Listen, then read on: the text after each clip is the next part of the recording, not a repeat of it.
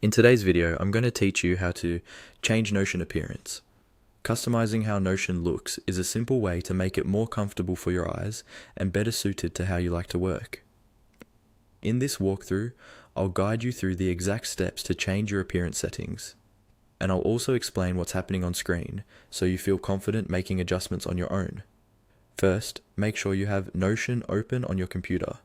You can follow along in either the desktop app or the browser version. The process is the same. Look toward the bottom left corner of your Notion window. There, you'll see a small sidebar with your workspaces and an option labeled Settings. Go ahead and click on Settings. This is where Notion keeps most of the controls for how your account and app behave. Once the Settings panel opens, you'll see different sections grouped in a list. Take a moment to scan through them so you're familiar with where things are. For changing how Notion looks, you'll want to find and select the section called Appearance. Click on Appearance, and the right side of the Settings panel will update to show options related to themes and overall look. Inside the Appearance section, you'll see a setting labeled Default Theme, or something very similar. This is the main control that determines whether Notion uses a light theme, a dark theme, or follows your device's system setting. Click on the area that says Default Theme. When you do, a small menu or list of theme options will appear.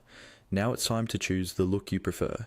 From this list, you can select the theme option that best fits your needs. If you work late at night, you might want a darker theme to reduce eye strain. If you're often in bright spaces, a lighter theme can make text easier to read. As soon as you click on one of the options, Notion will update immediately, so you'll see the change in real time.